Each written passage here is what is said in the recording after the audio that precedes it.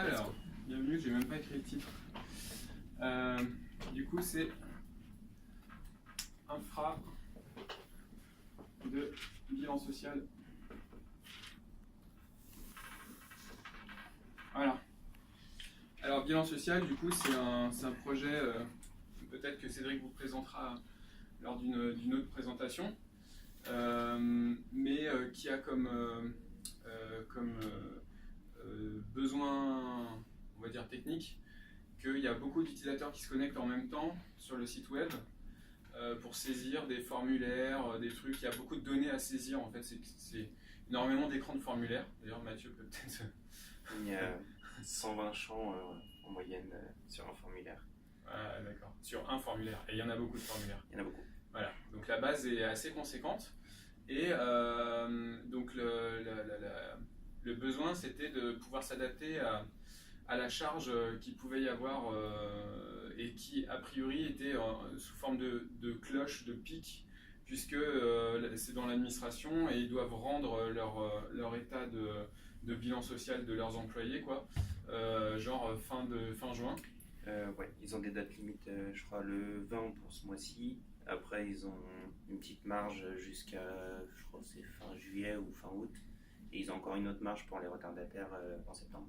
Voilà, donc ça veut dire quoi en termes d'infra? Ça veut dire qu'il y a des pics qui peuvent potentiellement apparaître sur la fin de la zone, de la période de temps.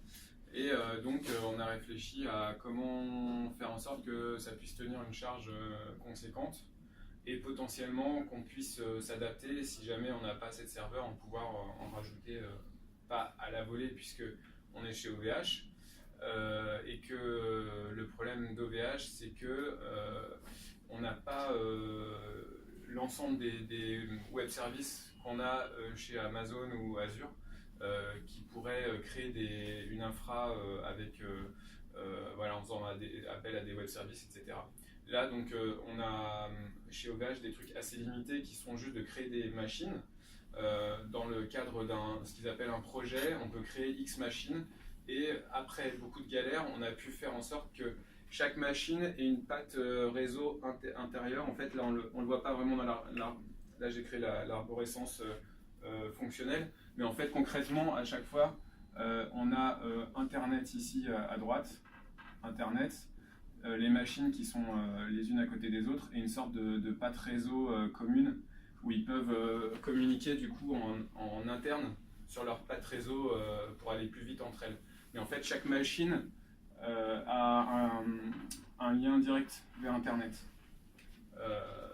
A priori, on peut s'abstraire de ça, mais c'est assez compliqué. Bref.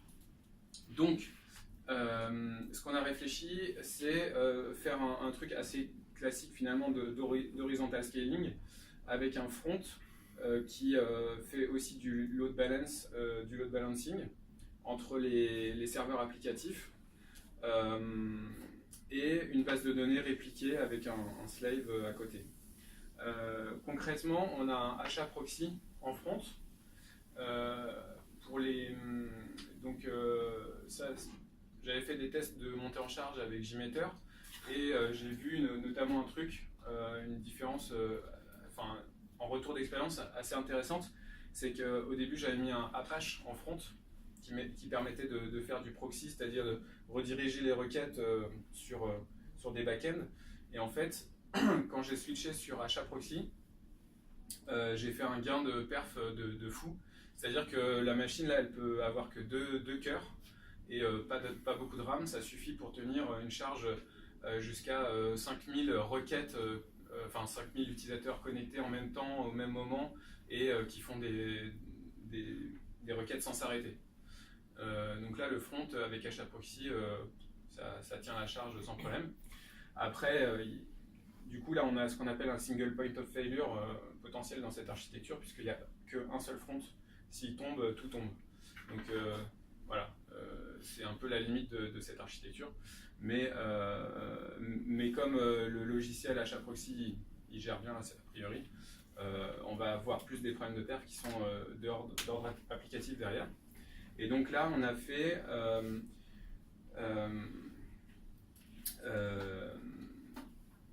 deux sortes. Alors, les nœuds applicatifs, on met le SSO CAS. Donc, pour s'authentifier sur bilan social, ça passe par CAS. Et donc, on héberge CAS sur chaque nœud applicatif.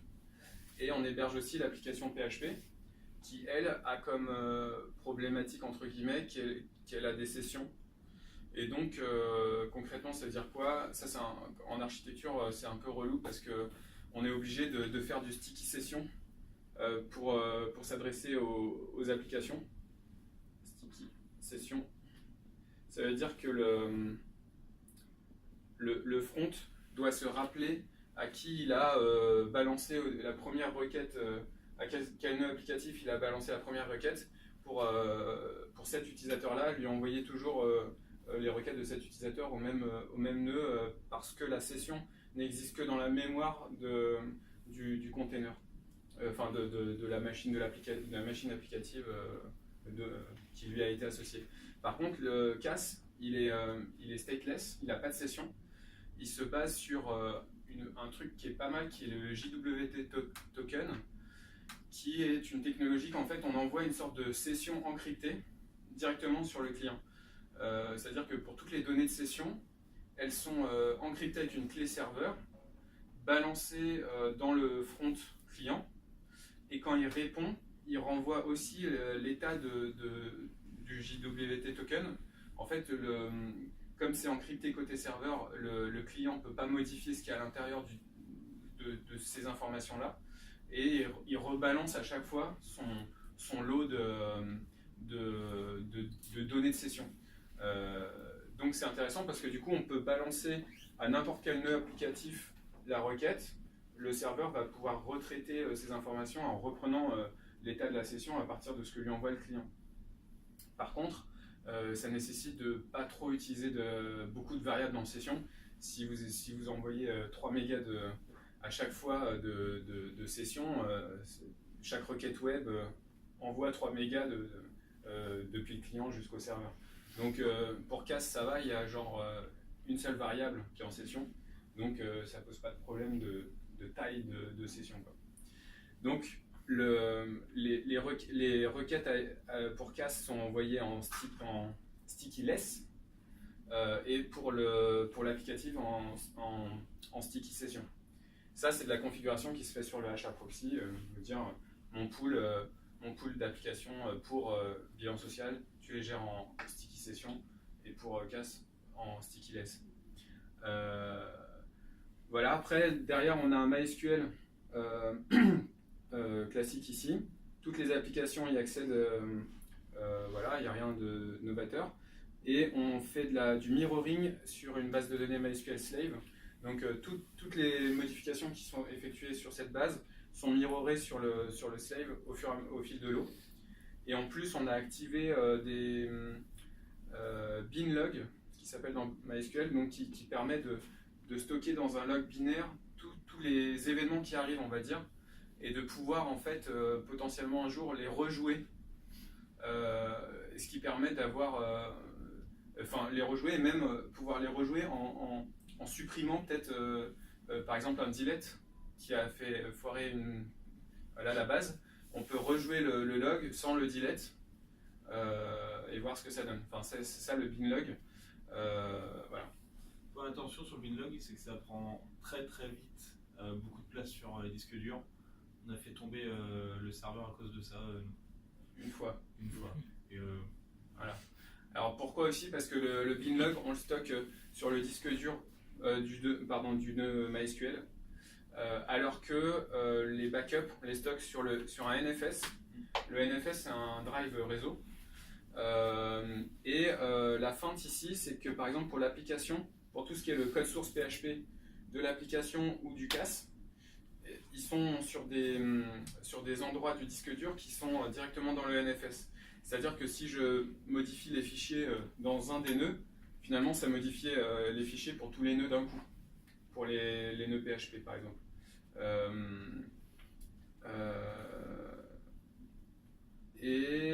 Pour tout ce qui est base de données par exemple, donc les backups sont stockés sur la partie branchée au NFS, et le binlog est stocké sur la partie directement du disque dur du serveur pour aller plus vite, puisque c'est un drive SSD, donc il y a un accès direct. Ça, c'est pour l'infra, on va dire, fonctionnel. Ce qui est intéressant, c'est que derrière, on a mis en place tout ça, c'est via il y a une structure Docker, en fait. On a un projet qui s'appelle Bilan Social Infra, qui contient cette structure à l'intérieur, et que quand on initialise un serveur, dès la création du serveur, juste après avoir créé le serveur chez OVH, on peut se connecter, faire un git clone du projet, récupérer du coup cette structure sur chacun des serveurs qu'on crée, et on a un binaire qui permet d'installer le host, et donc qui va se charger de mettre à jour le système d'exploitation, d'installer Docker, de créer la patte réseau, partagée intérieure. Enfin bref, tout ce qu'il faut pour installer un nouvel hôte et installer l'architecture de Docker qui permet d'exécuter plus tard les programmes. Et après, on a un dossier env-files qui est un répertoire dans lequel on associe un set de variables d'environnement par environnement. Par exemple, on a le set de variables pour la prod, le set de variables pour la recette, etc. Dans ces sets de variables, on va retrouver les IP des machines, ou par exemple, est-ce que il faut utiliser telle ou telle option. Parfois, on désactive des trucs en prod. Et donc tout ça, on va les passer en variables d'environnement. Et on va pouvoir, alors je sais pas si, voilà, il faudra faire un autre truc sur Docker, mais il y a deux notions, on a un dossier Dockerfiles qui contient, on va dire, la recette d'installation d'une application donnée. Par exemple, la recette d'installation pour faire une application app, ou la recette d'installation pour faire une application CAS, SSO. Donc ça, c'est dans les Dockerfiles, c'est, on va dire, pour faire un service, voilà. Et on va avoir les Compose Files, qui sont plus des recettes qui vont mettre en lien les services entre eux. Donc par exemple, pour le service d'application, on va lancer, en plus du nœud PHP, un nœud, comment ça s'appelle, de scan antivirus, ClamAV, et on va les mettre en relation tous les deux. Voilà, ce genre d'architecture, de relation entre les services Docker, on peut les définir dans les Compose Files. Donc ça, c'est pour créer l'image. On peut ou on doit? Enfin, c'est là où c'est stocké en tout cas. On doit en fait. Ouais. Bah, il y a certains services qui sont où il y a que un service, quoi. Il y a que un container Docker. Il n'y a pas le choix en fait. Pardon? Dès que tu veux mettre en relation de trucs, il n'y a pas le choix. Si tu veux mettre en relation de trucs, de toute façon, il n'y a pas le choix. Et même dans l'idéal, ce qui est bien dans le Compose Files, c'est que ça contient les données, les paramètres à fournir à Docker quand tu lances ton container. Le Dockerfile, c'est pour créer une image, et le Compose File, c'est pour finalement lancer ton image, en faire une instance et en faire un container. On parle de container et d'image. Un container, c'est quelque chose qui tourne basé sur une image. Et donc du coup, on lui passe ses paramètres. Les paramètres qu'on passe pour lancer l'instance sont définis dans le Compose File. Donc là, j'ai parlé du install host, et du coup, tout le reste se fait sur le script que j'ai appelé build and run, mais qui permet justement de mettre en lien, de charger les variables d'environnement, ensuite de builder les images Docker et de les mettre en composition avec Compose Files. Et ça, j'en ai pas parlé, c'est des scripts d'installation qui permettent, quand tu arrives sur un nœud tout neuf, d'installer le service. Parfois, il faut, par exemple, typiquement, brancher des NFS, enfin brancher des dossiers NFS ou des trucs comme ça. On les décrit dans le install script. Comme ça, on est sûr que s'il faut refaire ça, c'est une sorte de doc exécutable. C'est la partie serveur qu'on exécute. Voilà, je crois que j'ai fait le tour de la question. Je pense qu'on serait intéressant de faire un field break sur Docker. peut-être. Mais, mais là, vous avez eu un état un petit peu vaste du sujet. Et du coup, ça, c'est la première fois qu'on met une architecture en place. Je sais pas si je n'étais pas là, si on en a parlé ou pas au début. C'est clairement la première fois qu'on met une architecture comme ça à Yorga. On n'a jamais été aussi poussé avec autant de connexions, à gérer autant de connexions, en tout cas quotidiennement. Et aujourd'hui, pour l'instant, les ça stats, tient la route. Ouais, pour l'instant, ça tient la route. Aujourd'hui, les stats, on a 5000. En réel, on a 5000, un peu plus de 5000 en ce moment connexions par jour. Et on a. Utilisateurs. Non, on a 3000, on a 4000 utilisateurs uniques, voilà. Et on a un peu plus de 6000 connexions en fait dans les journées. Dans la journée. Et avec. Et tout est entre 9h et 18h, avec une bonne pause entre midi et 2. Et on a aussi des temps moyens de chargement de page. Génération de page. De génération de page. Alors je sais pas, ça c'est des données Matomo. On a une demi-seconde, mais on sait pas. Enfin, honnêtement, pour l'instant, on sait pas trop ce que ça veut dire, on sait pas trop comment l'interpréter. Parce que même quand il y avait des ralentissements, en fait, on a eu des ralentissements quand même de l'application, mais c'était sur un écran, enfin sur une fonctionnalité bien spécifique. Et donc c'était pas l'architecture à mon avis qui était en base, mais plus temps de réponse de base de. Enfin, qui était en cause, mais c'était plus vraiment la base de données qui était plus ou moins longue à répondre. On ne sait pas trop. Et ce qu'il y a, c'est que même malgré ça, en fait, les temps restaient toujours identiques. Alors après, c'est vrai que ça se voit dans la masse, mais c'est pour ça qu'on n'est pas hyper à l'aise et on ne sait pas vraiment comment interpréter non plus ce temps moyen de génération, en fait. Voilà. Est-ce que vous avez des questions? Pour déployer les instances, du coup, vous utilisez quelque chose de spécial? J'utilise petit. Bah en fait, on utilise. C'est quoi? C'est une intégration sur chaque serveur ou il y a un truc qui déploie sur tous les. Non, malheureusement. En fait, on le fait à la mano. Ouais.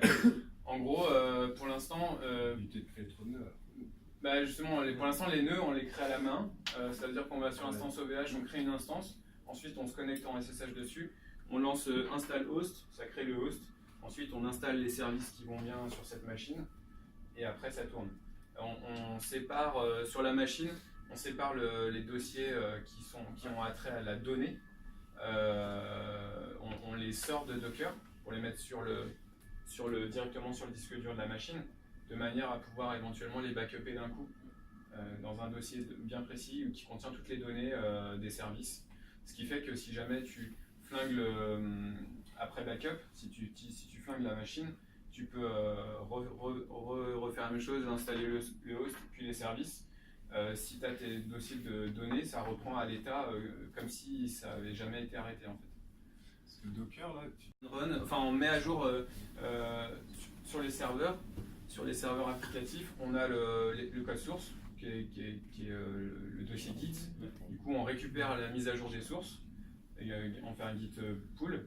Et après, on relance le build and run, donc ça recrée, ça détruit la machine, puis ça la rebuild d'abord, puis ça tue l'actuel, puis ça relance une instance de l'image Docker. Une mise en prod, ça dure en moyenne entre 10 minutes et un quart d'heure. Pour les 5 machines. C'est plus pour les 5 machines. Plus rapide. Ouais, c'est toujours la même chose, hein, donc L'installation des repos Git, est-ce qu'il se fait aussi par l'install host ou est-ce qu'elle est à la mano? Il se fait par l'install script. L'install script, il va poser des questions pour les services particuliers. Typiquement, justement, quand on installe un nœud applicatif, il va demander un token Git qui permet de cloner sans utilisateur. Donc, il pose les questions au début, on répond aux questions et ensuite il installe le service. Il clone le repo Git, il build and run ce qui va bien, et puis voilà. Et autre chose qui est intéressant aussi avec ça c'est que même un noob comme moi, je suis capable de faire une mise en recette ou une mise en prod. Moyennant les docs. Moyennant les docs qui vont bien, mais du coup pour l'avoir fait, je sais que c'est faisable. Et c'est quand même agréable du coup dans un projet où on sait qu'on peut, si je compare à l'LP où c'est la croix et la bannière, ici c'est simple, relativement simple. Ça peut se faire pratiquement par tout le monde. Et après, il y aurait une amélioration possible. Aujourd'hui, sur chaque hôte, on rebuild les images Docker. En fait, les best practices, c'est d'avoir un repository d'images Docker Une source qui contient les images binaires de chaque Docker qu'on veut lancer. Et donc on aurait à s'y connecter une fois pour builder l'image, on la met dans le store, on va dire, et ensuite sur chaque nœud, on n'aurait plus qu'à récupérer l'image et la lancer, la runner, quoi. Aujourd'hui, par exemple pour le CAS, le SSO, c'est quelque chose qui demande pas mal de temps à builder puisqu'il y a du Java, mais CAS c'est un projet énorme. Du coup, le temps qu'il build, il y en a pour au moins, je pense, 2 minutes. Donc quand on fait des modifications de style ou quoi, il faut rebuilder sur chaque nœud, relancer le build and run sur chaque nœud. C'est assez long et c'est dommage puisque si on avait une architecture avec un serveur de repo d'image, on le builderait une fois et puis après sur les autres nœuds, on ferait un build and run qui irait chercher l'image sur le serveur. Nexus, c'est ça? Pardon? Comme Nexus C'est une sorte de Nexus qui fait juste les images Docker et qui est distribué d'ailleurs par Docker aussi quand tu veux avoir ton propre serveur Docker chez toi d'images. Voilà, et donc en plus dans l'image par exemple MySQL, j'ai installé cron. Du coup, dès qu'on lance le container MySQL, il lance un cron associé à lui-même. C'est dans l'image Docker qu'on définit tout ça. Et du coup, il est capable, toutes les nuits, vers je ne sais plus quelle heure, il va lancer un petit script qui fait tous les 2 jours un backup complet de la base de données, qui aujourd'hui fait quasiment 4 gigas de backup tous les 2 jours. Pour la sauvegarde complète. Et puis ça gonfle vite. Ouais. Vu qu'ils se connectent tous. C'est ça. Et donc heureusement que finalement les backups sont sur NFS, on a 1 teraoctet, donc pour l'instant on est large. Mais c'est pareil, après les backups de 2 jours, on va les vider. Non mais déjà le script ne maintient que 10 backups et après il efface. C'est quoi le principe de la base de données slave?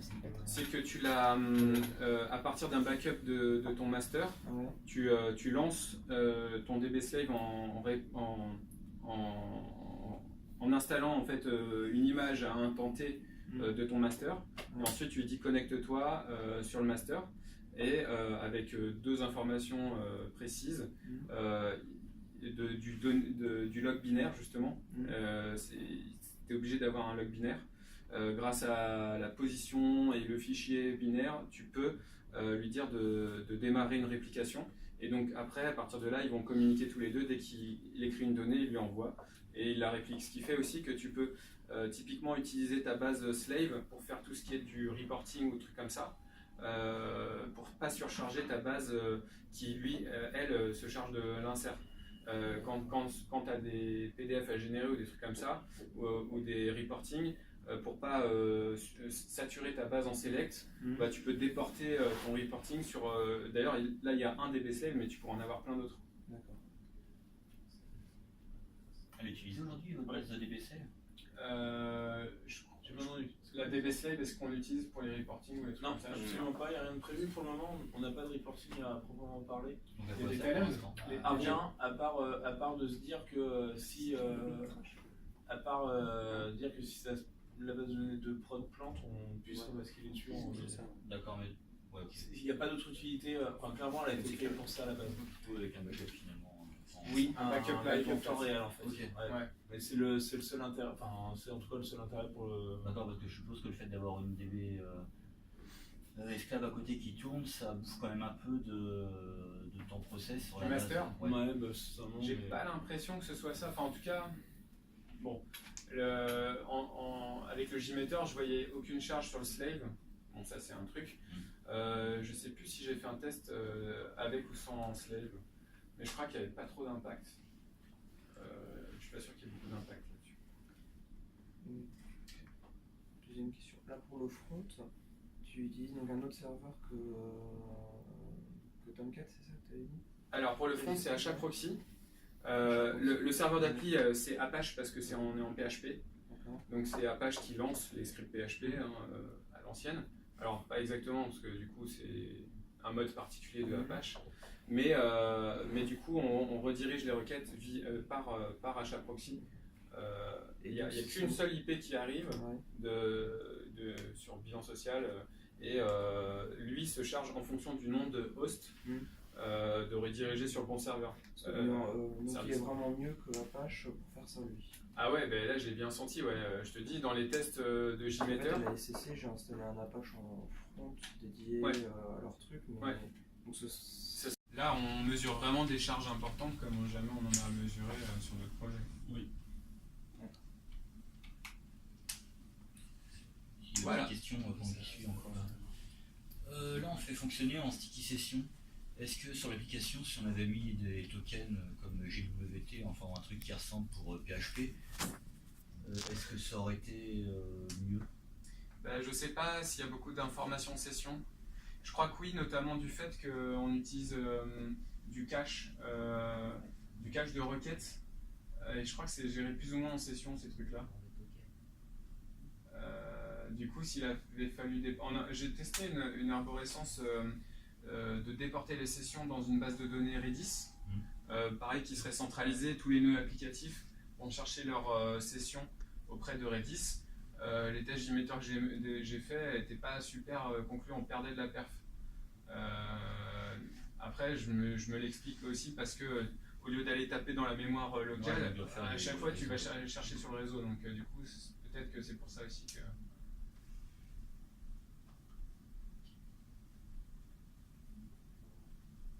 Parfait, merci Anthony. Merci.